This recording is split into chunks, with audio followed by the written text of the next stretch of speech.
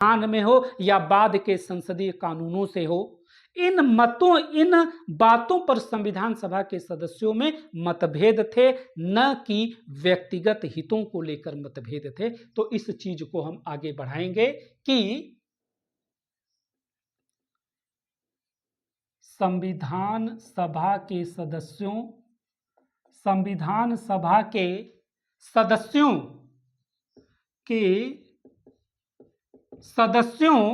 के मतभेद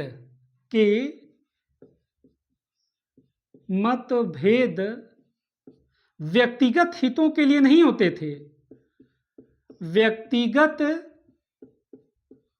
हितों के लिए नहीं होते थे, व्यक्तिगत हितों के लिए नहीं होते थे। फिर कैसे होते थे? ये मतभेद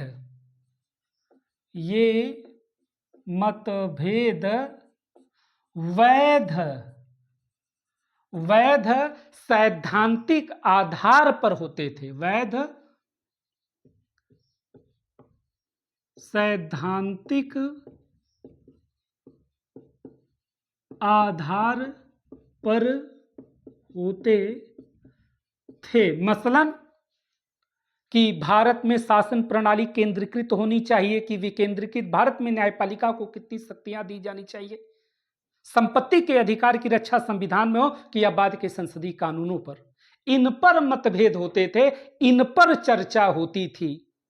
जो आधुनिक राज्य की बुनियाद हैं उन पर चर्चा होती थी। किस पर मतभेद होते थे? किस पर? कि भारत में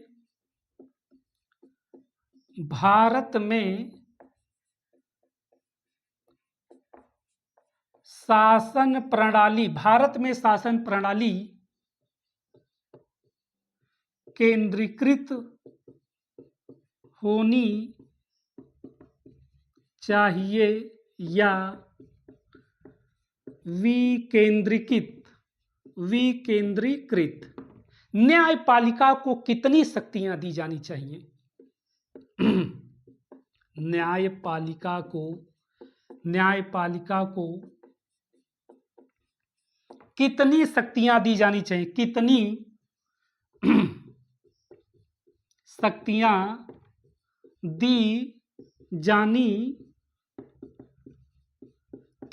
शक्तियां दी जानी चाहिए?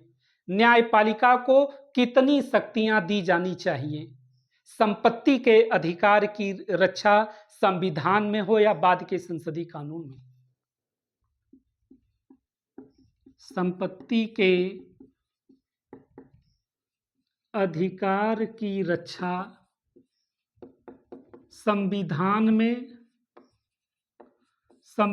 में हो या बाद के संसदीय कानूनों में। देखिए, ये सभी मतभेद ऐसे थे जो आधुनिक राज्य की बुनियाद हैं। ये सभी मतभेद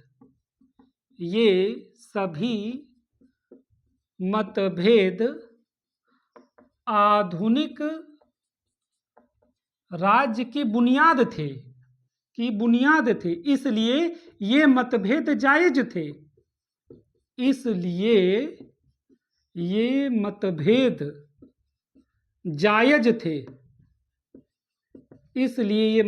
जायज थे। तो मैं बस ये बताने का प्रयास कर रहा हूं कि सदस्यगण व्यक्तिगत हितों के लिए, व्यक्तिगत लाभों के लिए वो आपस में मतभेद नहीं करते थे। आधुनिक राज्य की बुनियाद के लिए क्या क्या आवश्यकता है उस पर मतभेद होता था।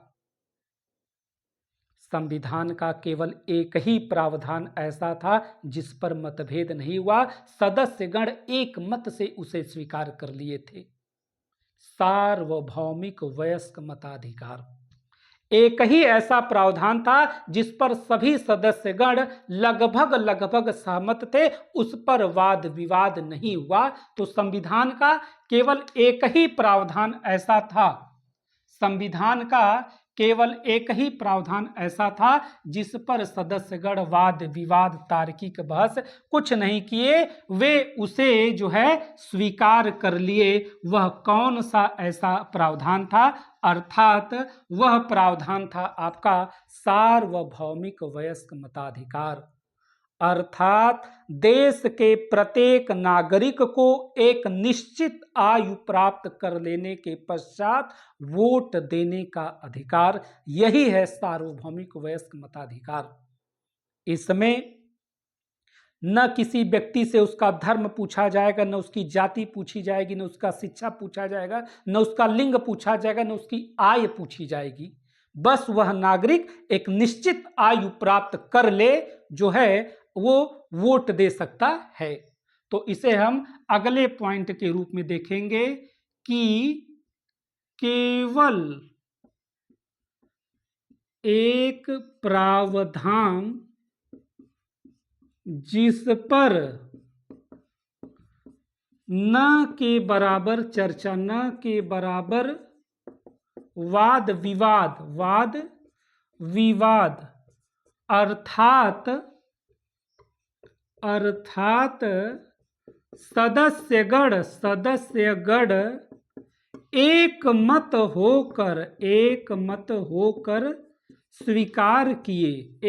होकर स्वीकार किए, वह क्या है? सार्वभौमिक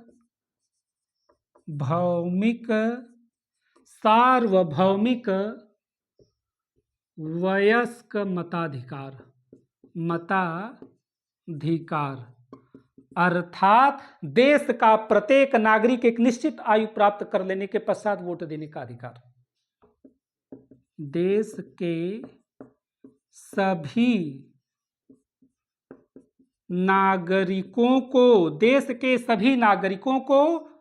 एक निश्चित आयु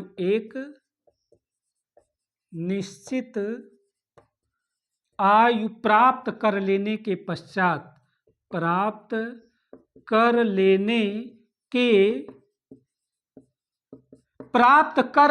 एक निश्चित आयु प्राप्त कर लेने के पश्चात वोट देने का अधिकार। उनसे न उनका धर्म पूछा जाएगा, न जाति पूछी जाएगी, न उनसे उनका जो है लिंग पूछा जाएगा, न शिक्षा पूछी जाएगी, न आय पूछी जाएगी। नहीं पूछा जाएगा क्या? धर्म, जाति, लिंग, शिक्षा, आय। अर्थात बस मैं ये बताने का प्रयास कर रहा हूं कि आपके सदस्यगण केवल एक ही ऐसा प्रावधान था जिस पर वह जो है आपके वाद विवाद की स्थिति में नहीं थे, उसे स्वीकार कर लिए थे। अगला पॉइंट देखिए, हमारी संविधान सभा जो है वह सार्वजनिक हित का काम कर रही थी। ऐसा बिल्कुल नहीं था कि उसे बहुत जो है छुपा कर काम किया जा रहा था। तो कहने का मतलब यह है कि जिस तरीके से संविधान सभा में काम हो रहा था, जिस तरीके से वाद विवाद गंभीर विचार विमर्श हो रहा था, यह ऐसी चीजें थी जो हमारे संविधान सभा की सार्वजनिकता को जो है सामने लाती हैं। क्योंकि अगर कोई तानाशाह जो है अगर आपके संविधान बनाएगा, कोई अलोकप्रिय नेता जो है वो बनाएगा संविधान, तो वो बहुत गंभीर विचार विमर्श नहीं करेगा। लेकिन हमारी संविधान सभा में बहुत गंभीर विचार विमर्श चल रहे थे। दूसरे शब्दों में मैं इसे अगर आपको बताने का प्रयास करूं तो जो सदस्यगण थे वे चर्चा और तर्कपूर्ण बहसों पर काफी जोर देते थे। सदस्यगण चर्चा और तार्किक बहस पर काफी जोर देते थे। देखिए, आप इसे ऐसे समझ सकते हैं कि कोई अलोकप्रिय नेता अगर संविधान बनाने बैठा है तो वह अपने चापलूसों, अपने परिवार के लिए वह संविधान बनाएगा, न कि सार्वजनिक हित के लिए। लेकिन हमारी संविधान सभा सार्वजनिक हित के लिए जो है ये काम कर रही थी, इसीलिए तो चर्चा, तार्किक बहस इत्यादि का जो है सहारा लिया जाता था। सदस्यगण अपने सोच के पक्ष में, अपने फैसले के पक्ष में अन्य सदस्यों को सैद्धांतिक कारण देते थे। सदस्यगण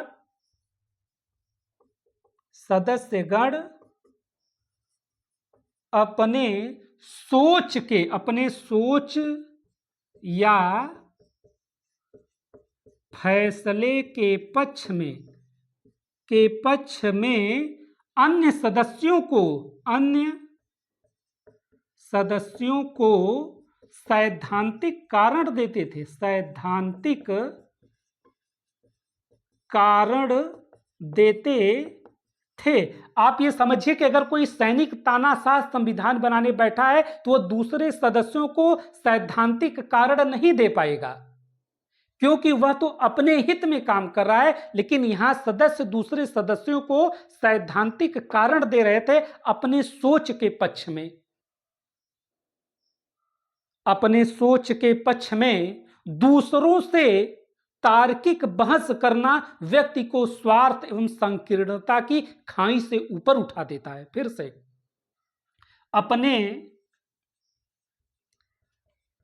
सोच के पक्ष में दूसरों से तार्किक संवाद करना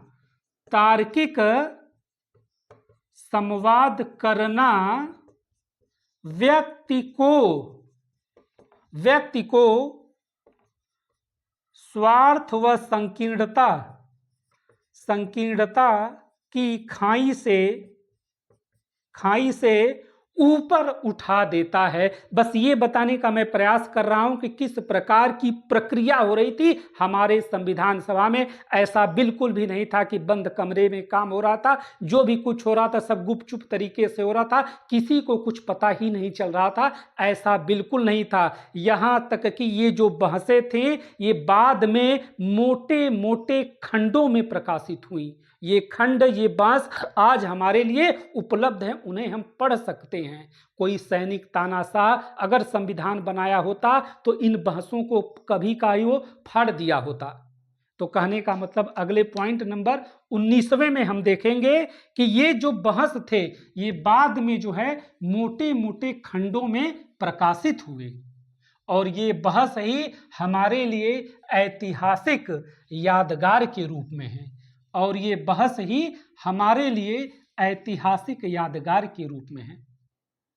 पॉइंट नंबर 19, बस मैं ये बताने का प्रयास कर रहा हूं कि हमारी संविधान सभा कैसे कार्य कर रही थी, किस प्रकार गंभीर विचार विमर्श बहस हो रहा था। ये बहस बाद में जो है मोटे मोटे खंडों में प्रकाशित हुए, और ये बहस ही आज हमारे लिए ऐतिहासिक यादगार हैं। ये बहसें संवैधानिक बहसें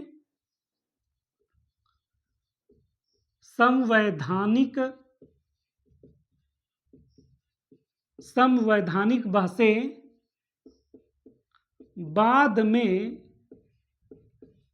मोटे मोटे खंडों में प्रकाशित हुई। ये बहसें हमारे लिए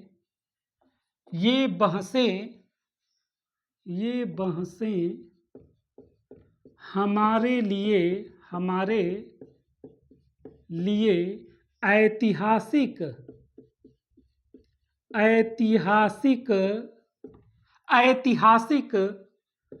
यादगारों में से एक है। कोई सैनिक तानाशाह बनाया होता संविधान तो ऐसी बहसें नहीं हुई होती, एकदम ये कन्फर्म बात है। तो हमने ये देखा कि किस प्रकार ये बहसें हमारे लिए ऐतिहासिक यादगारों में से एक है। पॉइंट नंबर अगला 20, हमें ये बहुत अच्छी तरह पता है कि हमारे संविधान सभा में विभिन्न मुद्दों के समाधान के लिए विभिन्न प्रकार की कमेटियां थी। मुख्यतः 8 कमेटियां थीं। इन कमेटियों की अध्यक्षता आमतौर पर जवाहरलाल नेहरू, राजेंद्र प्रसाद, सरदार वल्लभ भाई पटेल, B.R. अम्बेडकर करते थे। ये सभी एक दूसरे से विभिन्न बातों पर असहमत होते थे। ये सभी एक दूसरे से विभिन्न बातों पर असहमत होते थे। जैसे खुद भीमराव अंबेडकर आपके गांधी और कांग्रेस के कड़े आलोचक थे और वे गांधी और कांग्रेस पर जो है आरोप लगाते थे कि इन्होंने अनुसूचित जातियों के उत्थान के लिए पर्याप्त काम नहीं किया। इसी तरह सरदार पटेल और जवाहरलाल नेहरू कई बातों पर एक दूसरे से असहमत थे, उसके बावजूद सब मिलजुल कर काम करते थे। लेकिन अगर कोई तानाशाह अगर संविधान बनाने बैठा होता तो उसके साथ उसके चापलूस ही होते, उसके साथ कोई भी ऐसा व्यक्ति नहीं बैठ सकता था जो उससे असहमत होता। लेकिन हमारी संविधान सभा में अलग अलग भिन्न भिन्न प्रकृति के लोग बैठे थे, ऐसे हमारी संविधान सभा काम कर रही थी। तो इसमें हम अगले पॉइंट में हम देखें कि किस प्रकार विभिन्न मुद्दों के समाधान के लिए 8 मुख्य कमेटियां थी, अलग अलग सबके अध्यक्ष हुआ करते थे। ये असहमत थे फिर भी जो है आपस में मिलकर काम करते थे। इसे हम आगे देखें। विभिन्न मुद्दों के समाधान के लिए विभिन्न मुद्दों के समाधान के लिए विभिन्न मुद्दों के समाधान के लिए 8 मुख्य कमेटियां थी। इन कमेटियों की अध्यक्षता आमतौर पर जवाहरलाल नेहरू, राजेंद्र प्रसाद, सरदार वल्लभ भाई पटेल एवं B.R. अम्बेडकर करते थे। इन कमेटियों की अध्यक्षता इन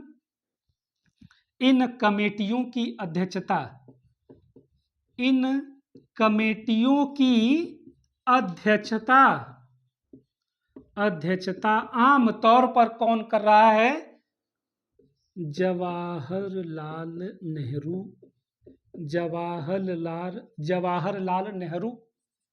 राजेंद्र प्रसाद, जवाहरलाल नेहरू, राजेंद्र प्रसाद, सरदार पटेल, भीमराव अंबेडकर। देखिए, मैं पहले ही बता चुका हूं कि ये विभिन्न बातों पर एक दूसरे से जो है असहमत थे। जैसे मैं आपको बताया कि भीमराव अंबेडकर गांधी जी व कांग्रेस के कड़े आलोचक थे। कड़े आलोचक थे। उसके क्या कहते थे कि इन्होंने जो है अनुसूचित जातियों के उत्थान के लिए पर्याप्त काम नहीं किया, कि गांधी और कांग्रेस अनुसूचित जातियों के उत्थान के लिए पर्याप्त काम नहीं किया। इसी तरह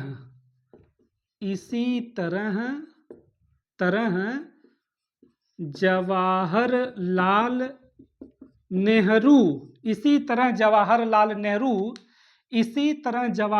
नेहरू और सरदार पटेल जो है आपके जवाहरलाल नेहरू और पटेल जी एक दूसरे से असहमत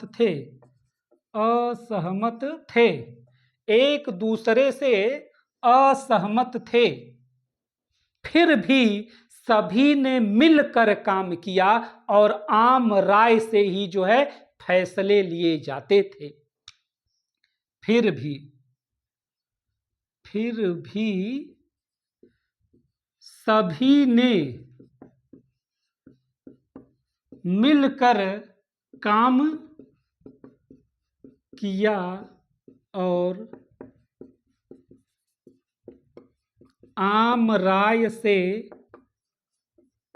फैसले लिए जाते, लिखित में जवाब दिया जाता, लिखित में जवाब दिया जाता, लिखित में जवाब दिया जाता। संविधान सभा का जो सत्र था अखबारों के लिए खुला था, आम आदमियों के लिए खुला था। सोचिए, सैनिक तानाशाह अगर बनाता तो क्या ये सत्र अखबारों के लिए खुला होता? क्या ये सत्र आम आदमियों के लिए खुला होता?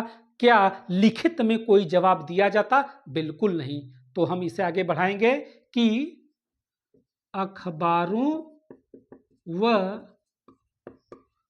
आम लोगों के लिए सत्र खुला होता था, लेकिन सैनिक तानाशाह या अलोकप्रिय नेता अगर संविधान बनाने बैठा होता तो वो कभी भी लिखित में जवाब नहीं देता, न ही अखबारों को वह परमिशन देता, न ही आम लोगों को जो है संविधान सभा के कामकाज की शैली जानने का वह अधिकार देता। तो हम इस स्थिति में आ चुके हैं कि हमारी संविधान सभा कैसे काम कर रही थी, हमारी संविधान सभा कैसे काम कर रही थी, इस स्थिति में हम आ चुके हैं। इसमें एक छोटी सी हम बात लिख लें कि हमारा संविधान जो है यह आपके 2 साल 11 महीने 18 दिन में बना, और इतने पूरे जो है दिन में संविधान सभा की कुल 166 बैठकें हुई। अगला पॉइंट, हमारा संविधान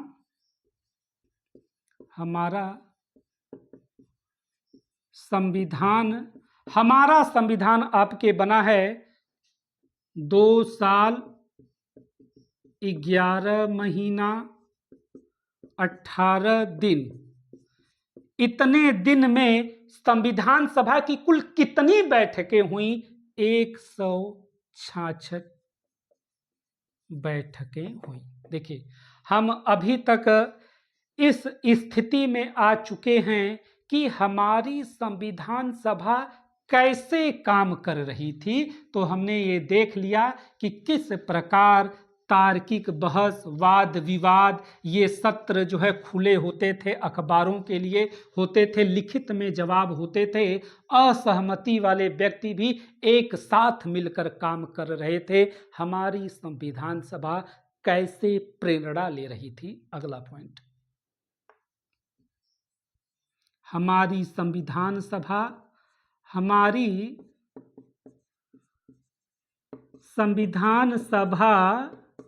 कैसे प्रेरणा ले रही थी? देखिए, सोचिए, भारतीय संदर्भ में, भारतीय समाज के परिप्रेक्ष्य में भारतीय संविधान सभा इतनी विविधतापूर्ण थी कि यह सामान्य ढंग से काम नहीं कर पाती। दूसरे शब्द में, कोई भी संविधान केवल अपनी संविधान सभा के बदौलत नहीं बनता जब तक कि उसका कोई ऐतिहासिक अध्याय न हो। भारतीय संविधान सभा के संदर्भ में यह बात बिल्कुल जो है लाजमी थी, बिल्कुल वाजिब थी कि भारतीय संविधान सभा इतनी विविधतापूर्ण थी कि यह कार्य नहीं कर पाती। लेकिन कार्य कैसे की? वो ऐसे की कि हमारे पास एक ऐतिहासिक आंदोलन था, उस ऐतिहासिक आंदोलन से जो है हमारी संविधान सभा प्रेरणा ले रही थी। इतनी विविधतापूर्ण संविधान सभा होने के बाद भी हमने बहुत पहले ही कुछ सिद्धांत पर हम सहमत हो गए थे कि जब हमें कभी भी संविधान बनाने का मौका मिलेगा तो उन सिद्धांतों को, उन नियमों को हम संविधान बनाते समय रखेंगे। तो कहने का मतलब सिर्फ इतना है कि हमारी संविधान सभा इतनी विविधतापूर्ण थी, वह काम नहीं कर पाती, लेकिन हमने वर्षों पहले अपने ऐतिहासिक आंदोलन में ही कुछ बुनियादी बातों को हम रख लिए थे। हम उस पर सहमत हो चुके थे कि जब कभी हमें संविधान बनाने का मौका मिलेगा तो जो है हम इन बुनियादी बातों को अपने संविधान में जरूर रखेंगे। तो इसके कीवर्ड में हम जो है कुछ पॉइंट लिखने का प्रयास करें। कैसे प्रेरणा ले रही थी कि वर्षों पहले इसे दूसरे शब्द में जो राष्ट्रीय आंदोलन के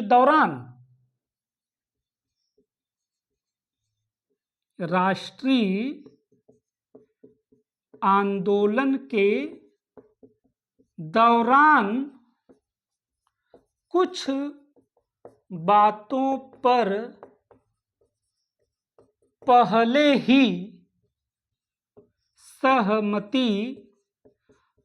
ही सहमति बन गई थी कि जब भी कभी हमें संविधान बनाने का मौका मिलेगा, जब भी कभी हमें संविधान बनाने का मौका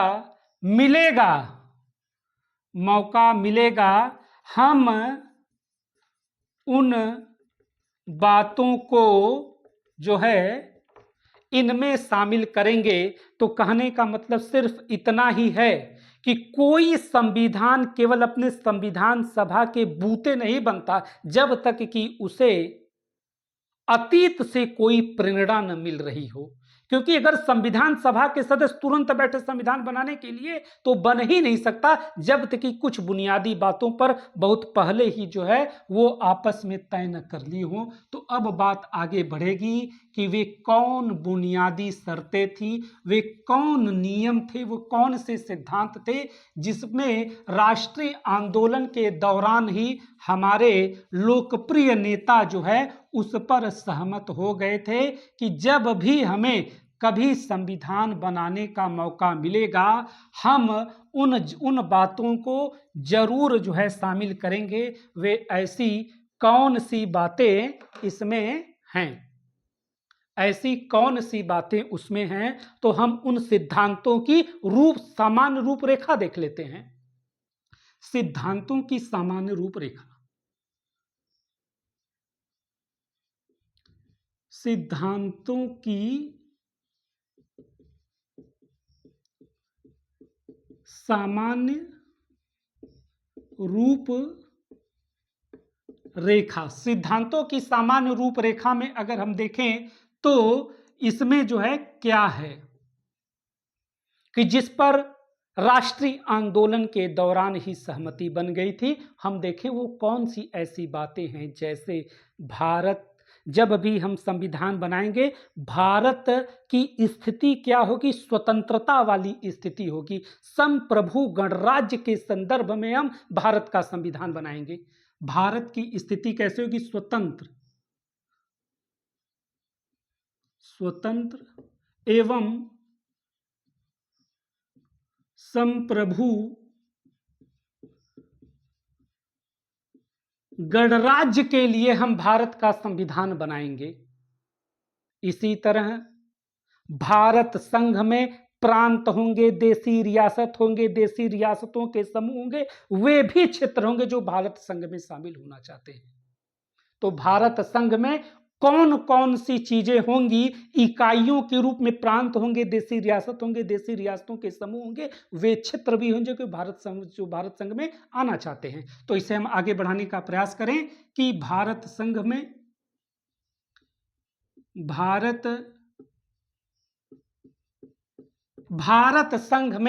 प्रांत,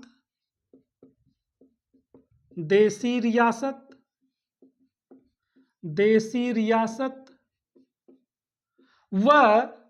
वे क्षेत्र जो भारतीय संघ में शामिल होना चाहें, वे क्षेत्र जो भारत संघ में शामिल होना चाहें, जो भारतीय संघ में भारतीय संघ में शामिल होना चाहे, भारतीय संघ में शामिल होना, जो भारतीय संघ में शामिल होना चाहे, इन इकाइयों को अपने शक्तियों का प्रयोग